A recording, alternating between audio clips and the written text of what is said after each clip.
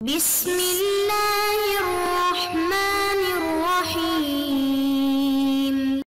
السلام علیکم ورحمۃ اللہ وبرکاتہ۔ بسم اللہ الرحمن الرحیم۔ عزیز طلباء اکرام، ایم اے اسلامیات کے مضمون تاریخ اسلام کا آج ہمارا سبق نمبر 49 ہے، جس کا عنوان ہے ڈاکٹر علامہ اقبال رحمہ اللہ کا تعارف اور ان کی خدمات۔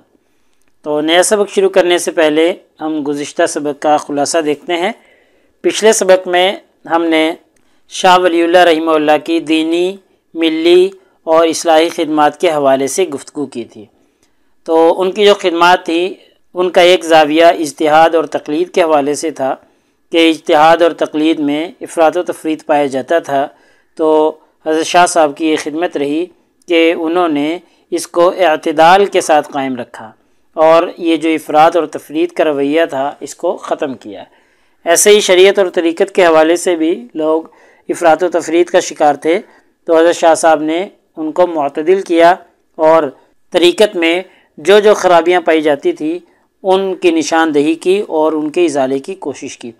ایسے ہی معاشرتی اصلاح کی، معاشرہ میں جو بدعات یا جو غیر شرعی رسومات رائج ہو چکی تھیں ہندوؤں کی وجہ سے یا ہندوؤں کے قریب رہنے کی وجہ سے، تو ان برائیوں کا خاتمہ کیا، ان کی اصلاح کی۔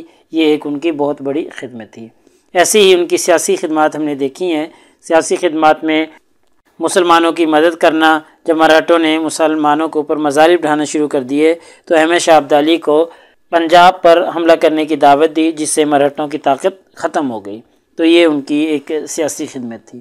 تو آج کے اس سبق میں انشاءاللہ ہم ڈاکٹر علامہ اقبال کے مختصر حالات زندگی دیکھیں گے، اور ان کے حالات زندگی میں ہم ان کی ولادت، ان کے حصول علم، وکالت و تدریس اور خطبہ الہ آباد اور ان کی وفات وغیرہ سے متعلق گفتگو کریں گے۔ یعنی بنیادی طور پہ جو چیزیں مختصر حالات میں عموماً ذکر کی جاتی ہیں انشاءاللہ ہم ان کا تذکرہ کریں گے، اور ایسے ہی ان کی دینی اور ملی خدمات کے حوالے سے، سیاسی جو خدمات ہیں ان کے حوالے سے گفتگو کریں گے، اور ان میں ہم تصور پاکستان اور دو قومی نظریہ اور دیگر خدمات پر گفتگو کرنے کی کوشش کریں گے۔ تو چلیے سب سے پہلے ہم ان کے مختصر حالات زندگی دیکھتے ہیں۔ تو سب سے پہلے آپ کی ولادت کے حوالے سے گفتگو کرتے ہیں۔ تو ماہرین اقبالیات جو ہیں آپ کی تاریخ ولادت کے بارے میں مختلف رہے ہیں۔ جتنے بھی ماہرین ہیں انہوں نے آپ کی مختلف تاریخ ولادت ذکر کی ہے، اور جن میں سے مستند جو ہے وہ 22 فروری 1873 ہے، یعنی 22 فروری 1873 کو آپ کی ولادت ہوئی، اور پاکستان کے مشہور شہر سیالکوٹ میں آپ پیدا ہوئے۔ لیکن پیدائش کے حوالے سے دوسرا نقطہ نظر جو ہے وہ 9 نومبر 1877 کا ہے، اور حکومت پاکستان کی طرف سے بھی یہی تاریخ متعین کی گئی ہے کہ آپ کی پیدائش جو ہے وہ 9 نومبر 1877 کو ہی ہوئی ہے۔ تو آپ کے والد کا نام نور محمد تھا اور آپ کی والدہ کا نام امام بی بی تھا۔ اگر ان کے حصول علم، تحصیل علم کے حوالے سے گفتگو کریں تو علامہ اقبال نے سب سے پہلے جو اپنی ابتدائی تعلیم تھی وہ اسکاچ مشن ہائی اسکول جو کہ سیالکوٹ میں واقع تھا وہاں سے حاصل کی تھی۔ تو یہاں سے آپ نے پرائمری اور مڈل اور میٹرک کے امتحانات جو ہیں وہ پاس کیے تھے، لیکن اس کے بعد پھر یہی اسکول جو ہے وہ کالج میں تبدیل ہو گیا تھا، تو اس لیے آپ نے یہیں سے پھر ایف اے کا امتحان بھی پاس کیا۔ تو اس کے بعد پھر آپ لاہور چلے آئے اور 1897 میں گورنمنٹ کالج لاہور سے بی اے کا امتحان پاس کیا، اور پھر 1899 میں پنجاب یونیورسٹی سے آپ نے ایم اے کیا، اور ایم اے جو آپ کا پہلا ایم اے تھا وہ فلسفہ میں تھا۔ اس کے بعد 1905 میں برطانیہ میں کیمبرج یونیورسٹی سے آپ نے بیرسٹری کا امتحان پاس کیا، اور اس کے بعد پھر آپ نے جرمنی سے فلسفہ میں ہی پی ایچ ڈی کی ڈگری حاصل کی تھی، اور آپ کا جو پی ایچ ڈی کا مقالہ تھا اس مقالے کا عنوان تھا ایران میں مابعد طبیعیات کا ارتقاء۔ تو پھر آپ وطن واپس آ گئے اور 1908 میں آپ نے وکالت اور تدریس شروع کی۔ وکالت جو ہے آپ نے لاہور میں آ کر شروع کی، اور لاہور میں ہی آپ گورنمنٹ کالج لاہور میں عارضی طور پر فلسفہ کے استاد مقرر ہوئے تھے، یعنی مستقل استاد نہیں تھے بلکہ عارضی طور پر آپ کا تعین اور آپ کا تقرر ہوا تھا۔ اور اگر آپ کی سیاسی زندگی کے حوالے سے گفتگو کریں تو سیاست میں آپ نے 29 دسمبر الہ آباد کے مقام پر مسلم لیگ کا ایک اجلاس منعقد ہوا تھا. اس اجلاس میں آپ نے صدارتی خطبہ دیا اور صدارتی خطبہ دیتے ہوئے آپ نے مسلمانوں کے لیے ایک الگ وطن کا نظریہ پیش کیا تھا، اور یہ آپ کی سیاسی زندگی کا سب سے اہم واقعہ ہے اور سب سے زیادہ مشہور بھی یہی ہے. اس کے علاوہ بھی آپ لندن میں گول میز کانفرنسوں میں شریک ہوتے رہے اور مسلمانوں کی نمائندگی کرتے رہے. البتہ یہ خطبہ الہ آباد جو ہے، جو مسلم لیگ کے اجلاس میں صدارتی خطبہ پڑھتے ہوئے آپ نے دیا تھا، تو یہ بہت اہمیت کا حامل ہے. اور اگر آپ کی وفات کے حوالے سے گفتگو کریں تو آپ کی وفات جو ہے 20 اپریل 1938 کو ہوئی ہے، اور آپ کو لاہور میں شاہی مسجد کی سیڑھیوں کے بائیں طرف آپ کو دفن کیا گیا. تو چلیے اب ہم آپ کی خدمات کے حوالے سے گفتگو کرتے ہیں. تو آپ کی دینی، ملی اور سیاسی بہت سی خدمات ہیں. تو انہی خدمات کے پیش نظر 1922 میں آپ کو حکومت کی طرف سے سر کا خطاب ملا. ایسے ہی آپ کی ایک خدمت یہ بھی ہے کہ انجمن حمایت اسلام پیچھے ایک بہت بڑی تحریک تھی، یہ ہم پڑھ کے آئے ہیں. اس کے حوالے سے آپ اس کے اعزازی صدر بھی رہے ہیں.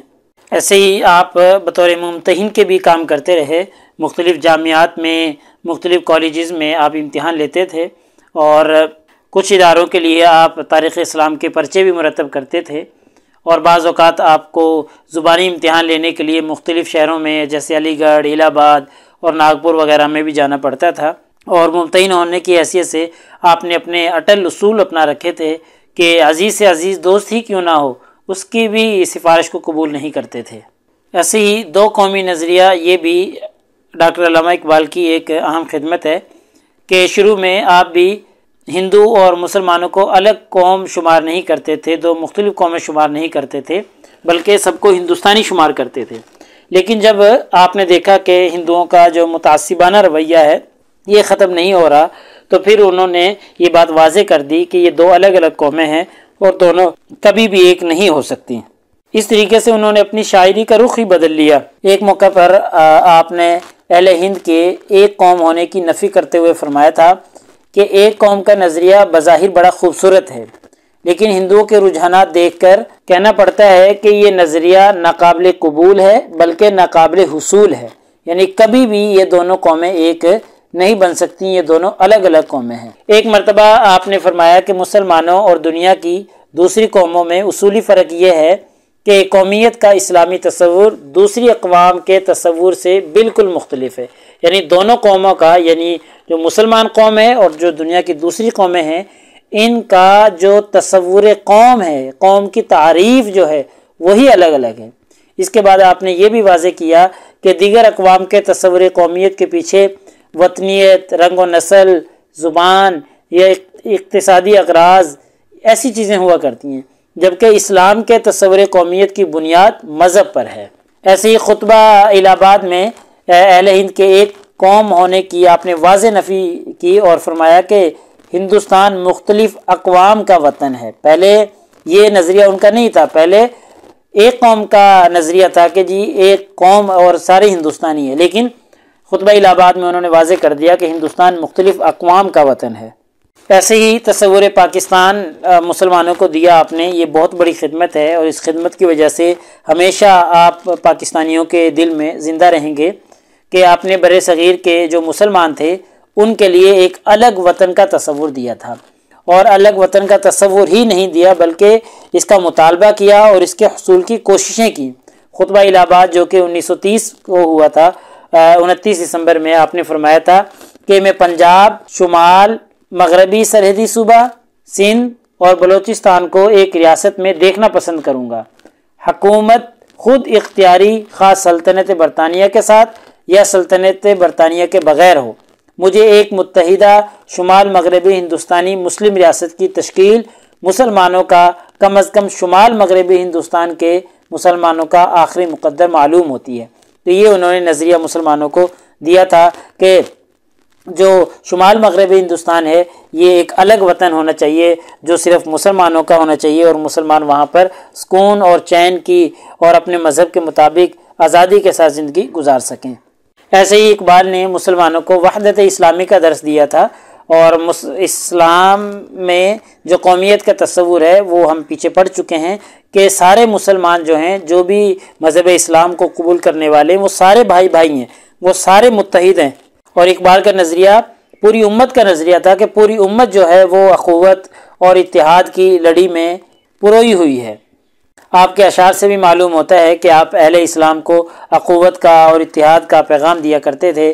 جیسے ایک شعر ہے جو مجھے یاد ہے کہ ایک ہوں مسلم حرم کی پاسبانی کے لیے، نیل کے ساحل سے لے کر تاب خاں کے کاشگر۔ تو دیکھیں اب یہ پوری دنیا کے جو مسلمان ہیں ان کو انہوں نے بھائی چارے کی، اتحاد کی، اخوت کی لڑی میں پرو دیا ہے۔ تو انہی خدمات کی وجہ سے ڈاکٹر علامہ محمد اقبال پاکستان کے قومی شاعر بھی قرار پائے کہ پاکستان کے جو قومی شاعر ہیں وہ ڈاکٹر محمد علامہ اقبال ہی ہیں۔ تو لہٰذا ہمارے آج کے اس سبق کا خلاصہ نکلا کہ آج کے اس سبق میں ہم نے علامہ اقبال کے مختصر حالات زندگی کے حوالے سے گفتگو کی ہے، اور مختصر حالات میں ہم نے ولادت اور ان کے حصول علم، ان کی وکالت اور تدریس کے دونوں وکیل بھی تھے ایک وقت میں، اور کالج میں تدریس بھی کیا کرتے تھے، اور ایسے ہی خطبہ الہ آباد اور ان کی وفات کے حوالے سے گفتگو کی ہے، اور ایسے ہی ان کی جو دینی اور ملی اور سیاسی خدمات تھیں ان کے حوالے سے ہم نے گفتگو کی ہے، جس میں تصور پاکستان ہے، دو قومی نظریہ ہے، اور ملک پاکستان کی قومی شاعر کے طور پر بطور ممتحن کے انہوں نے کون کون سی خدمات سر انجام دی، تو یہ تفصیلات ہم دیکھ چکے ہیں۔ تو پیپر میں پوچھے جانے والے سوالات سے متعلق اگر ہم گفتگو کریں تو یہی ایک سوال کہ جی ڈاکٹر علامہ اقبال کے حالات زندگی اور ان کے تجدیدی اور اصلاحی کارناموں پر مفصل بحث کریں، تو ان کے بارے میں، ان کے حالات اور ان کے جو اصلاحی کارنامے ہیں ان کے حوالے سے ہم گفتگو کر چکے ہیں۔ تو اگلے سبق نمبر 50 میں انشاءاللہ ہم اسی ترتیب سے آگے چلتے رہیں گے، اور محمد علی جناح کا تعارف اور ان کی خدمات کے حوالے سے اگلے سبق میں انشاءاللہ ہم گفتگو کریں گے۔ جزاکم اللہ خیر۔ السلام علیکم ورحمۃ اللہ وبرکاتہ۔ اللہ پاک آپ سب لوگوں کا حامی و ناصر ہو۔ اگلے سبق تک اجازت چاہتا ہوں۔ اللہ تعالیٰ آپ سب لوگوں کو کامیابیاں اور ترقی نصیب فرمائے۔